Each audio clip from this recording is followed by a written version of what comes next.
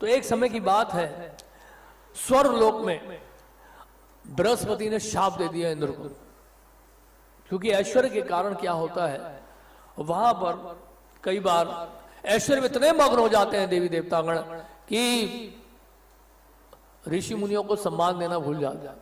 कि इंद्र को भी शाप दिया बृहस्पति ने, और बृहस्पति के शाप के कारण इंद्र को सुअर की योनि में जाना पड़ा।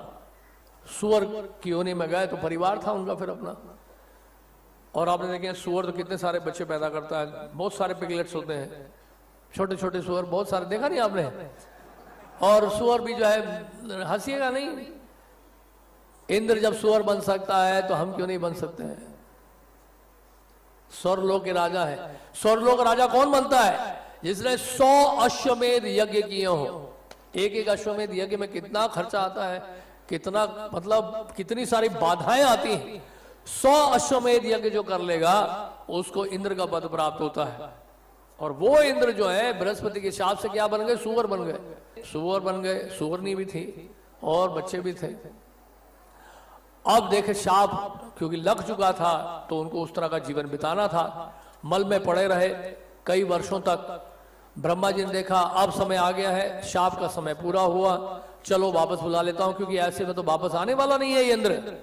अब तो इसकी पहचान जो है सुअर के शरीर से कर ली है। तो आए ब्रह्मा जी, उन्होंने कहा वापस चलो।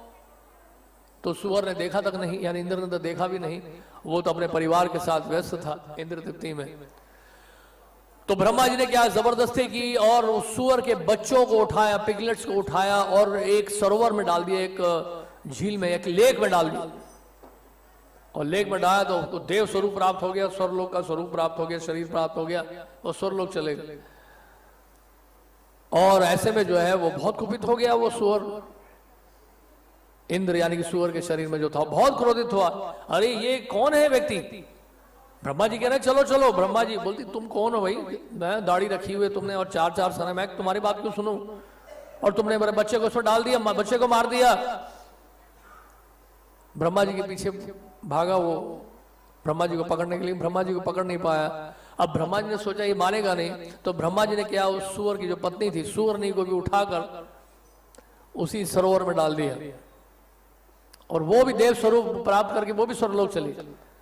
अब ये सुअर जो बेचारा बड़ा दुखी हो गया, उसने सोचा देखो मेरे बच्चे भी चले गए, मेरी पत्नी भी चले गई, अब मैं यहाँ जीकर क्या करूंगा? इस सुअर के शरीर में रहकर क्या फायदा? अगर मैं अपने बच्चों को, पत्नियों को नहीं बचा पाया तो अच्छा है मैं भी छलांग मार देता हूं इसी में। तो सुअर ने भी छलांग मार दिया किसमें? सरोवर में। और इस तरह से देव स्वरूप प्राप्त हुआ, वापस चले गए स्वर्गलोक में इंद्र का पद संभालने के लिए। ब्रह्मा जी ने कहा आप कैसा लग रहा है आपको? आप वापस जाना चाहते हैं उस सुअर के शरीर में? आपको मैं व्यवस्था कर दूंगा आपके लिए। बोले नहीं नहीं मुझे नहीं जाना, मुझे वहां नहीं जाना, उसके बारे में आप बताइएगा भी मत, मैं वो शरीर देखना भी नहीं चाहता हूं, उस सुअर को देखना भी नहीं चाहता मैं। तो इस तरह से क्या है,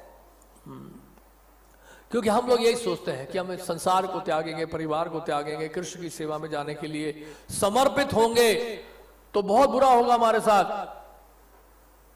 हम लोग यही सोच रहे हैं, भगवान के पास जाएंगे, भगवान के धाम में जाएंगे, पता नहीं क्या होगा। हाँ।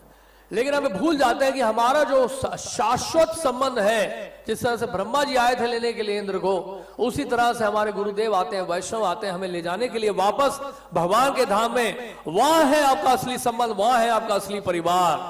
चलिए वापस, हम जाने नहीं चाहते। उसी सुअर की तरह इस संसार में हम फंसे हुए इंद्र तृप्ति में लगे रहना चाहते हैं। इसलिए तो भगवान कृष्ण गीता में कह रहे हैं भोग ऐश्वर्य प्रसक्ता नाम तया प्रत चेतसा, क्या है, व्यवसायत्मिका बुद्धि समाधों ने भी दिया थे। तो व्यवसायत्मिका बुद्धि नहीं हो पाते हैं, क्यों? भोग और ऐश्वर्य में आसक्त होने के कारण। भोग और ऐश्वर्य में जब तक आसक्ति बनी रहेगी हम व्यवसायत्मिका बुद्धि हो नहीं पाएंगे। इंद्र तृप्ति की जब तक भावना बनी रहेगी हमारा मन भगवान की सेवा में लगेगा नहीं।